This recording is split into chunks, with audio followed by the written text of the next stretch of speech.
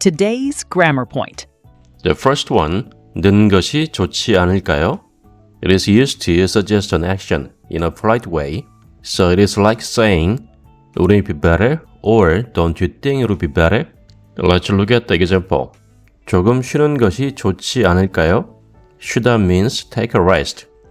So it is like saying, would it be better to take a short break? 병원에 가는 것이 좋지 않을까요? 병원 represent hospital. Don't you think it would be better to go to the hospital? Let's look at the second grammar point. 될 것 같아요. And it is used to make a guess about something and can be used for both future and the present tense. But in the case of future tense, it represents prediction. For example, 비가 올 것 같아요. I think it'll rain.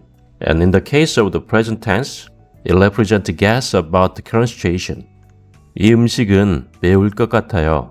맵다 means be spicy. I think this food is probably spicy. And today's last grammar point is 아어요. I think everyone knows this grammar point, but few people know that this can also be used to make a suggestion. Let's look at the example. 저는 매일 학교에 가요. I go to school every day. It expresses the present tense. 같이 밥 먹으러 가요. In this case, I represent suggestion. So it's like saying, let's go eat together. Today's key expression. Let's look at the number one. 차를 오래 타다.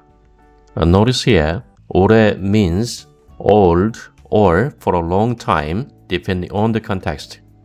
We use this expression to say to spend a long time in a vehicle, and it can be used with any type of transportation. For example, 버스를 오래 타다 or 기차를 오래 타다. And today's second expression is 알겠어요 or 알았어요. It is used when you understand or accept what someone says. Dialogue. 우리 이번 여행은 가까운 곳으로 갈까요? 이번 여행은 은 topic particle, so this sentence is going to be about this trip. 가까운, it is adjective, comes from 가깝다, which means to be close. So 가까운 곳 means somewhere nearby.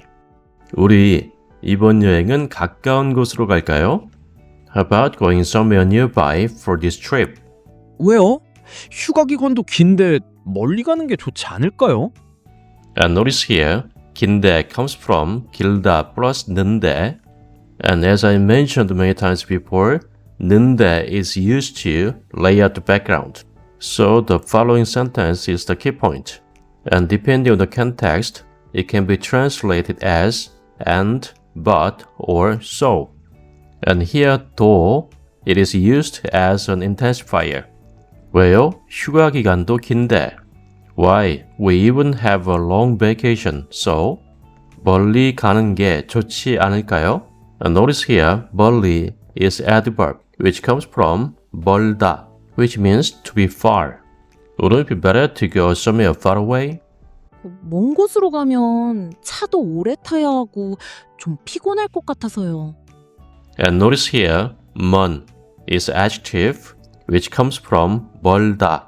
So, 멀리 is adverb, 먼 is adjective. So, 먼 곳 represents somewhere far away. 먼 곳으로 가면, if we go somewhere far away. 차도 오래 타야 하고, here, 야 하다 means have to. So, we'll have to spend a long time in the car as well. And 좀 피곤할 것 같아서요. And here, 아서요 indicate the reason. Here, the woman is explaining why she wants to go somewhere nearby. So she used 아서, 어서 to give the reason. So, I think I might get a little tired. 알겠어요. 그럼 이번엔 근처에 있는 곳으로 여행을 가요.